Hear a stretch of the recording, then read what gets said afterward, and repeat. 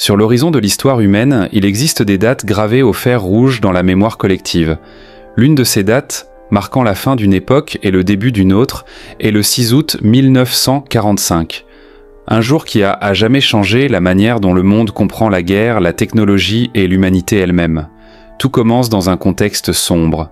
Nous sommes au point culminant de la Seconde Guerre mondiale. Les puissances de l'Axe, dirigées par l'Allemagne, l'Italie et le Japon, ont conduit le monde au bord du gouffre. L'Europe est un champ de bataille depuis des années, mais désormais, le conflit s'étend aussi au Pacifique. Le Japon, implacable et déterminé, refuse de se rendre malgré les pertes immenses qu'il subit. Cependant, quelque chose se trame au cœur du désert du Nouveau-Mexique. Un projet entouré du plus grand secret, une entreprise titanesque connue sous le nom de projet Manhattan. Des scientifiques brillants du monde entier, dirigés par J. Robert Oppenheimer, travaillent jour et nuit pour construire une arme capable de mettre fin à la guerre une fois pour toutes. La bombe atomique. Le temps presse. Le 16 juillet 1945, le premier essai nucléaire, nommé Trinity, a lieu dans le désert d'Alamogordo.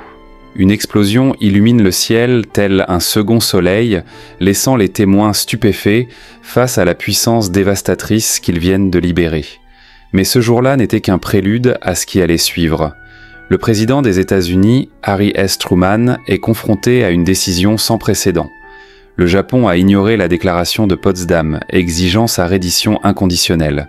Les stratèges militaires estiment qu'une invasion terrestre pourrait coûter des millions de vies. Ainsi, Truman donne son feu vert pour utiliser la bombe. Le destin d'Hiroshima est scellé. Le 6 août 1945, un bombardier B-29 appelé Enola Gay décolle de l'île de Tinian, transportant une charge qui allait changer le cours de l'histoire. Little Boy, une bombe à l'uranium-235. À 8h15, l'arme est larguée sur la ville. Et alors, cela se produit. Un éclat aveuglant illumine le ciel, suivi d'une onde de choc qui rase tout sur son passage. En quelques secondes, Hiroshima est réduite en ruines. Des dizaines de milliers de personnes meurent instantanément. Beaucoup d'autres succombent dans les jours qui suivent, des suites de brûlures et de radiations. Le monde observe, horrifié, l'ampleur de la destruction. Mais l'histoire ne s'arrête pas là. Le Japon ne se rend pas. Le 9 août 1945, un autre B-29, appelé Boxcar, décolle avec une seconde bombe, cette fois au plutonium-239, connu sous le nom de Fat Man. La cible initiale est la ville de Kokura, mais les conditions météorologiques obligent à changer de cap vers Nagasaki. À 11h02, la bombe explose, provoquant une dévastation similaire. Les effets sont indescriptibles. Des familles entières disparaissent en un instant. Les survivants font face à un enfer de douleur et de souffrance. Cependant, l'impact de ces deux bombes réussit là où aucune autre action militaire n'avait réussi. L'empereur Hirohito annonce la reddition du Japon le 15 août 1945, mettant fin à la Seconde Guerre mondiale. Mais les bombes d'Hiroshima et de Nagasaki n'ont pas seulement marqué la fin de la guerre. Elles ont inauguré une nouvelle ère, l'ère nucléaire.